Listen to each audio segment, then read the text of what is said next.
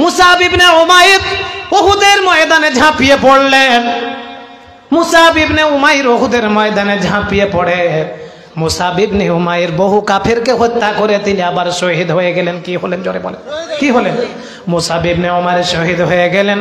বিশ্বনবী জনাবে মুহাম্মদুর রাসূলুল্লাহ সকলে বলি সাল্লাল্লাহু আলাইহি ওয়াসাল্লাম নবীজি তার সাহাবীদের সমস্ত শহীদদের লাশকে এক জায়গাতে করতে বললেন।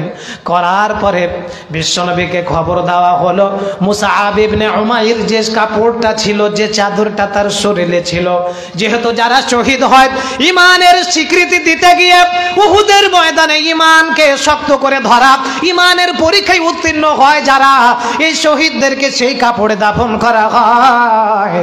সেই কাপড় দিয়ে মুসাব ইবনে উমাইরকে দাফন দেওয়া হবে।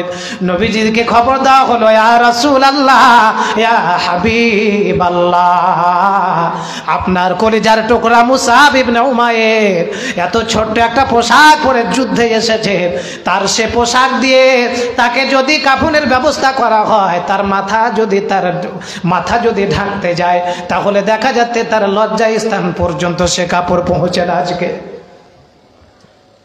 সাহাবা একরাম বললেন, ইয়া রাসূলুল্লাহ, ইয়া হাবিবাল্লাহ, মুসাব ইবনে উমাইরের সে কাফনের কাপড়, সে তার শরীরের সে চাদর দিয়া যদি তার লজ্জা স্থানটা ঢেকে দিতে চাচ্ছি আমরা, তাহলে তার কাফনের কাপড়টা আর শরীর পর্যন্ত তার সে জায়গাটুকু ঢাকে না। আল্লাহ পাকের নবী বলেন, মিন্নালে দেখির, আমাদের দেশে যেমন কলা পাতা রয়েছে, কি পাতা রয়েছে জোরে বলেন? আমাদের দেশে যেমন মানের পাতা, এই পাতাগুলো প্রায় বড়, ঠিক কিনা বলেন জোরে বলেন, ঠিক কিনা?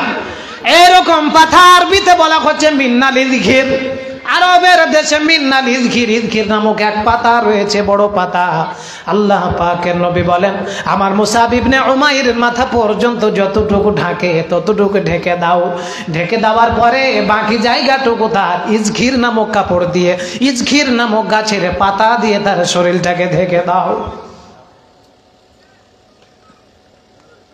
বিশ্বনবী জনাবে মুহাম্মদুর রাসূলুল্লাহ সকলে বলে সাল্লাল্লাহু আলাইহি ওয়াসাল্লাম নবীজি কবর খনন করতে বললেন। কবর খনন করার পরে আল্লাহ পাকের নবী কবরে তাকে নামিয়ে দিয়ে মাটি চাপা দিয়ে দিলেন। হাদিস শরীফের ভিতরে এসেছে, আল্লাহ পাকের নবী মুসাব ইবনে উমাইরের কবরের মাটিকে সমান করে দেওয়ার পরে সামান্য মাটিটুকু হাতে নিয়ে নবীজির চোখ দিয়ে পানি বের হতে হতে দাড়ি পর্যন্ত ভিজে যাবে। কোন মুসাব ইবনে উমাইর?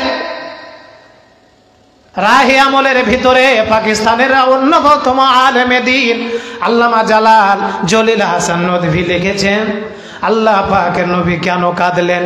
এই মুসাব ইবনে উমাইর মক্কার জীবনে এত বড় ধনী ছিল, সকালে একটা ঘোড়া নিয়ে বের হলে বিকালে তার পিতাকে বলতো, এই ঘোড়া ভালো লাগে না, আর একটা ঘোড়া দিন।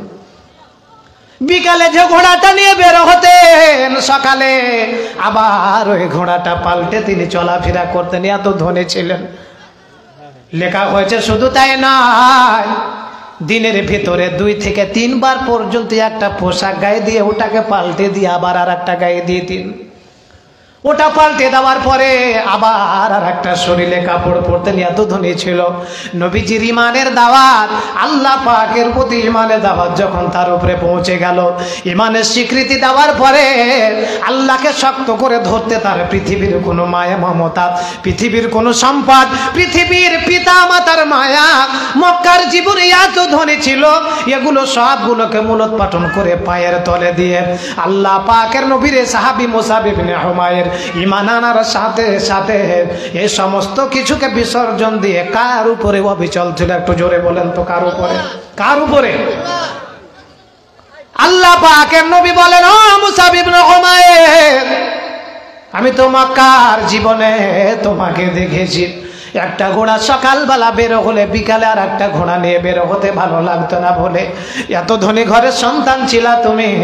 আবার দেখা গেছে দিনের ভিতরে 2 থেকে 3 বার পর্যন্ত পোশাক পরিবর্তন করতে।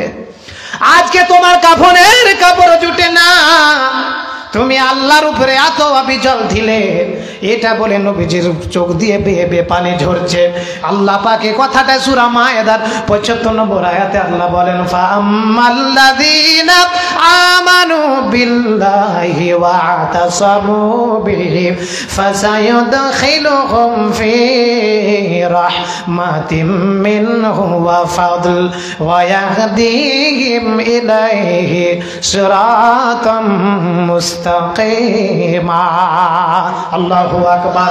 আল্লাহ পাক বলেন, যারা ঈমান এনেছে, ঈমান আনার পরে আল্লাহর উপরে ঈমান আনার পরে ঈমানের সর্বোত্তম আর ঈমানের যত ধরনের পরীক্ষা রয়েছে সবটা দেওয়ার জন্য তার মূল হচ্ছে ওয়া তাসামু বিহি। এই ঈমানকে যারা শক্ত করে ধরেছে, বিপদে আপদে সম্পদ গেল, জীবনের মায়া ত্যাগ করে যারা এই ঈমানের উপরে অবিচল থাকে, তাদের জন্য তো জান্নাত। ঠিক কিনা জোরে বলে। আল্লামা ইকবাল বলছে, শাহাদাত গাহে উলফত মে কদম রাখনা, এ শাহাদাত গাহে উলফত মে কদম রাখনা, লোগ সমঝতে হ্যায় আসা হে মুসলমান হোনা। মানুষ মনে করছে যে মুসলমান বুঝি 2-1 রাকাত নামাজ পড়লে নাকি। তো মুসলমানের অর্থ হচ্ছে আল্লাহর উপরে অবিচল থাকতে তার জীবন যদি দিতে হয়, তবুও সে কার উপরে অবিচল থাকবে? কার উপরে অবিচল থাকবে? আল্লাহর উপরে।